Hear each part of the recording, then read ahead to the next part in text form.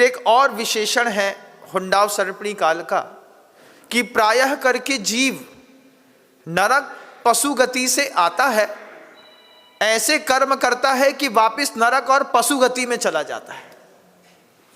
यह भी हुंडाव सर्पणी काल का घोर आश्चर्य है। कहां से आया? नरक गति से और पशु गति से आया, और ऐसी कसाई करेगा कि उस कसाई के कारण वापस नरक और पशु गति में ही चला जाएगा। कितने भी सभ्यता के साथ यहां पर बैठ लीजिए, लेकिन आप इस यथार्थ से भाग नहीं सकते।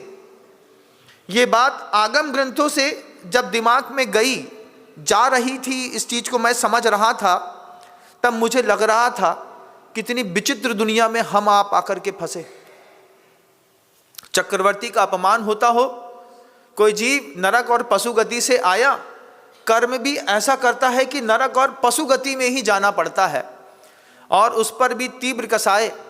उस कसाय में से वह कसाय किसका सहारा लेकर के पैदा हुई, ये एक और सोचने का विषय। लोभ कसाय का सहारा लेकर के आपके अंदर कसाय का भाव पैदा हुआ, तो लोभी को इस पूरी दुनिया में तीव्र परिग्रही को सम्मान मिलता है, लेकिन आगम ग्रंथों की दृष्टि पे उससे बड़ा कोई पापी नहीं है। बहवारंभ परिग्रहत्वम नार कश्यायुषः तत्वार सूत्र का एक सूत्र है बंधुओं, जिसमें आचार्य उमा स्वामी महाराज कहते हैं, सर्वज्ञ ने अपनी आंखों से देखा है, बहुत आरंभ और बहुत परिग्रह रखने वाला नियम से मर करके नरक गति में जाता है, नियम से। फिर आचार्य कहते हैं क्यों जाता है? गति है, बहुत आरंभ करेगा, बहुत परिग्रह रखेगा, तो नियम से वो नरक गति में जाएगा। लेकिन बात तीव्र कसाय के उदय में उसको ये चीज समझ में नहीं आती। मंद कसाय का परिणामी मिलना मुश्किल है। उस पर सौभाग्य है कि गुरु मिल जाए, थोड़ी बहुत बात समझ में आ जाए, और थोड़ा बहुत रह करके कुछ हम चिंतन कर लें, आगम ग्रंथ को मध्यम कसाय के साथ थोड़ा भी पढ़ लें द्विस्थानी उदय में, तो भी हमारा बहुत बड़ा सौभाग्य। समझ में नहीं आता, लेकिन फिर भी पुरुषार्थ करते हैं। पहला पुरुषार्थ किया, सबसे पहले काल को समझने की कोशिश करी, फिर लोभ कसाय का गुरुजी ने एक उदाहरण दिखाया। ऐसी लोभ कसाय के उदाहरण में हम आप भी होंगे, फंसे होंगे। 1000 CR के पर्सन्स होने के बावजूद आप लगे होंगे कि 1000 CR और होना चाहिए। सुबह से लेकर शाम तक दौड़ रहे हैं, सुबह से लेकर शाम तक मेहनत कर रहे हैं दूसरे बैल की सींग पर एक मरकत मणि लगाने के लिए, और वो मरकत मणि लगाते लगाते लगाते वहीं पे मर जाएंगे, तुम्हारा बैल किसी और का हो जाएगा। आचार्य जी ने हमेशा हम लोगों से कहा, संपत्ति, सत्ता और सौंदर्य कभी भी स्थायी नहीं रहते। संपत्ति कभी स्थायी नहीं रहती, सत्ता कभी स्थायी नहीं रहती, सौंदर्य कभी स्थायी नहीं रहता।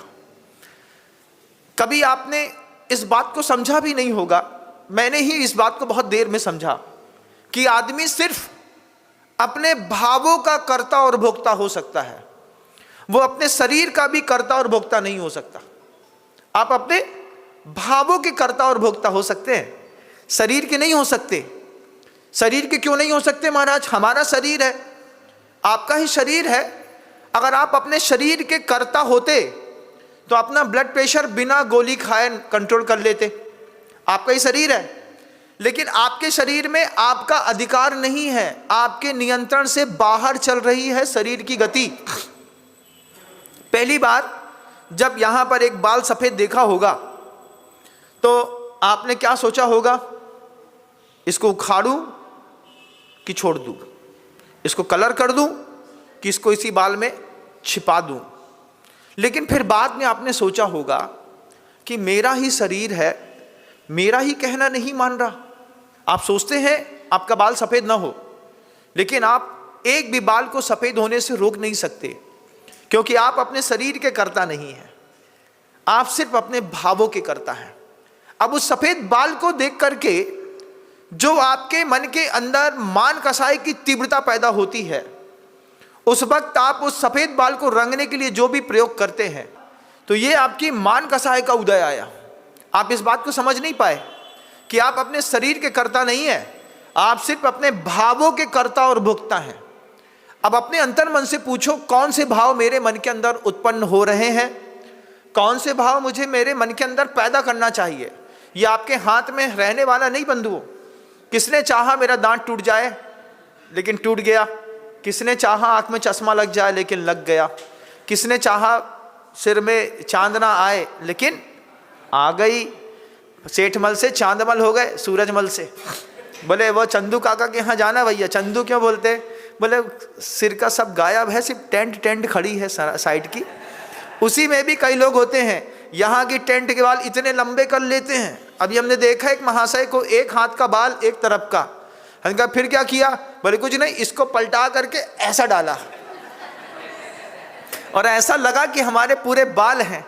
हमने कहा भारी नौटंकी है। बोले महाराज मेंटेन करना पड़ता है, संसार में रहते हैं हम। हमने कहा गजब है आदमी भाई। अब टेंट में बाल इतने लंबे किए एक हाथ के, इसको पलटा के सिर के ऊपर डाला। अब महाराज उम्र क्या? 72 ईयर्स ओल्ड। हमने कहा प्रणाम है आपकी साधना को, लेकिन बुरा नहीं माना मैंने, इसलिए क्योंकि मुझे पता है हुंडाव सर्पी काल में तीव्र कसाय के साथ जन्म है। तो मान कसाय उदय में आई, कहीं लोभ कसाय उदय में आई, कहीं क्रोध कसाय उदय में आई।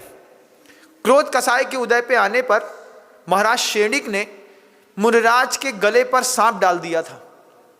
क्रोध कसाय के उदय पे आने पर कीर्तिधर मुनिराज और सुकुमार स्वामी की मां ने अपने ही पुत्र का पैर खा लिया था। क्रोध कसाय के उदय पे आने पर हमने अपने ही भाई के ऊपर कोर्ट केस कर दिया, अपने ही पिता के साथ संबंध विच्छेद कर दिया।